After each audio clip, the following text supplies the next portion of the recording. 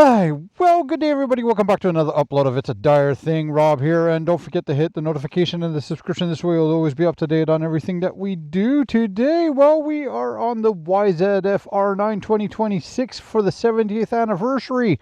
And, yeah, what a pretty little bike, right? Anyways, you know what I'm going to do today with you guys, step by step, and let's see how well it works. It's going to be the navigation. So let's get to it. Yeah.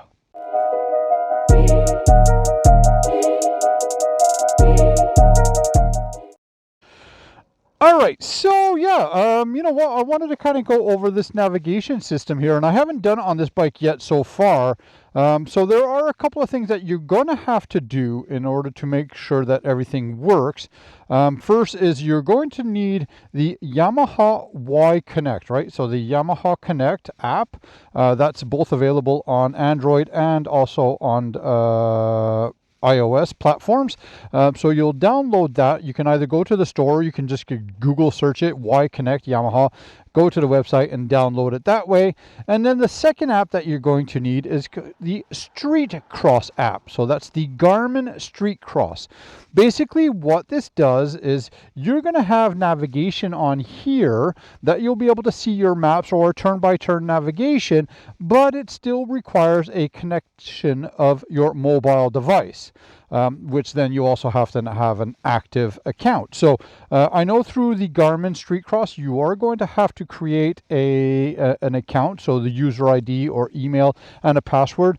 With the Y-Connect, I think was also the same thing. I've had this Y-Connect onto this phone for quite some time, but I always disable it because there is a bit of a hiccup with the Y-Connect, is that it always wants to track your background locations, and it's always kind of like running in the background, so it does kind of draw a little bit of your battery. So if you're not going to be using your unit and stuff like that, and you want to kind of preserve your battery, then what I would do is force stop the application, and then this way you'll at least prolong your battery usage and not have to track all the time exactly everything and where you go. So now that we've done that, all right, so I've got the Y-Connect and I've got the StreetCross. It's fairly simple. We're going to go into the Y-Connect app. That's the first thing you're going to do before you can do anything else. And then you're going to click connect. It's scanning, searching for a nearby vehicle.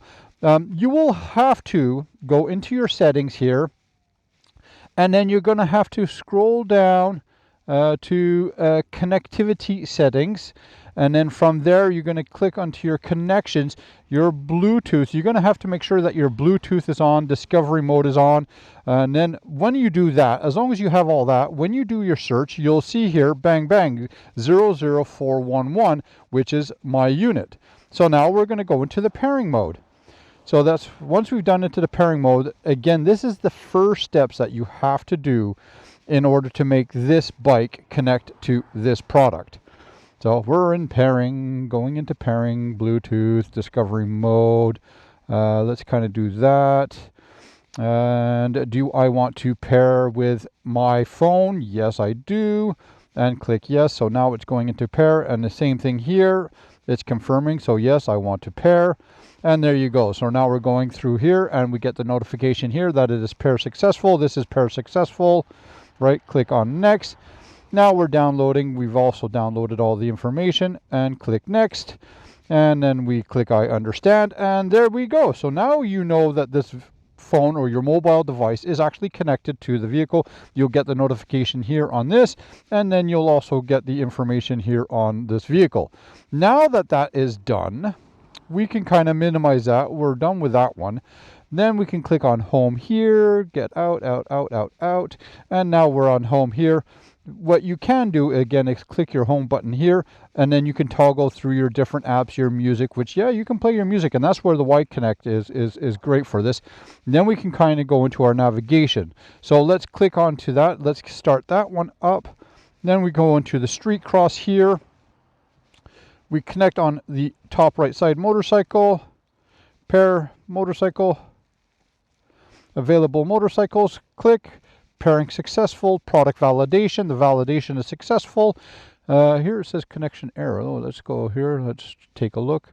And and accept, and there we go. So as you can see there, you now have the mapping on there. So on the mobile device, you can say, you know what, I want to go to my workplace. So I'm going to click on here, show me, go, take me to my work.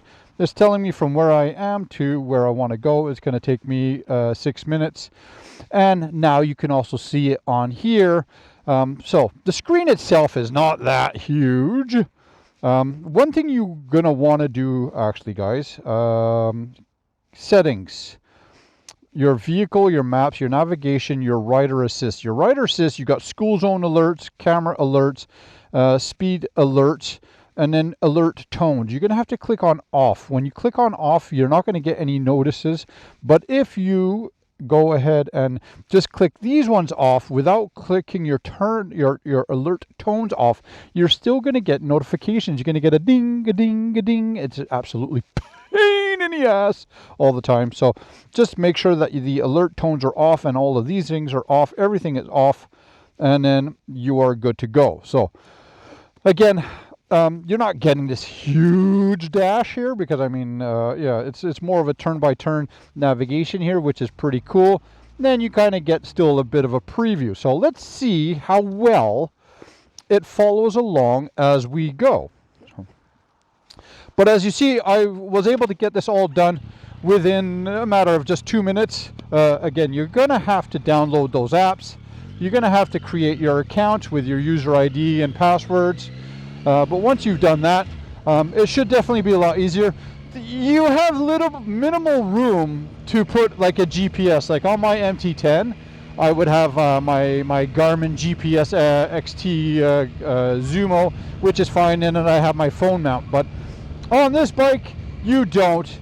And you don't have any power source here to charge your phone and use that as a GPS. So you kind of want to do this. Keep your battery usage to the minimum of your phone.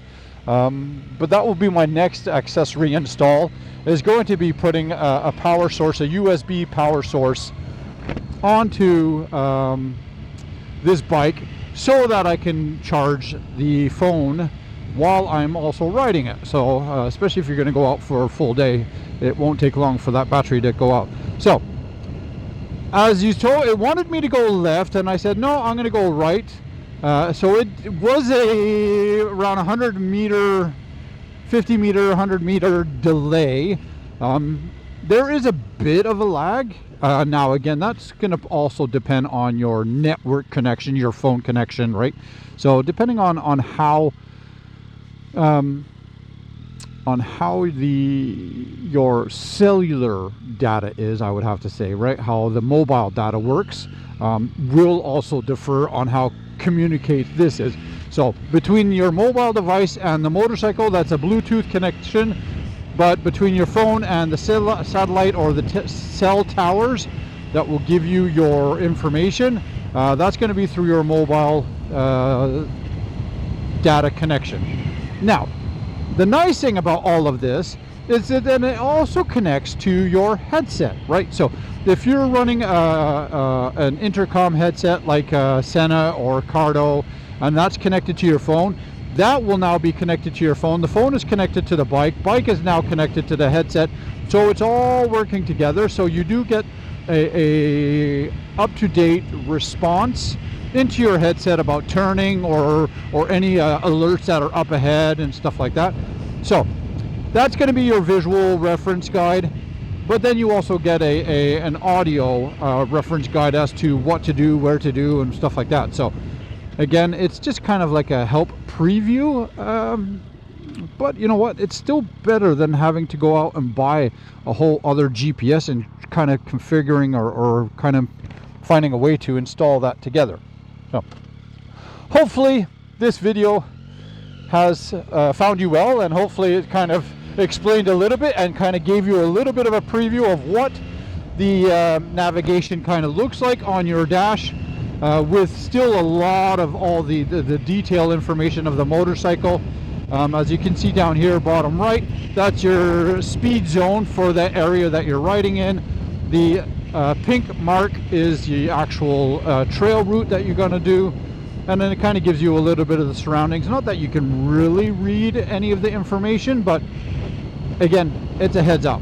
And then this is your turn-by-turn navigation, so within 400 meters it tells you to kind of go. So let's see how accurate it is.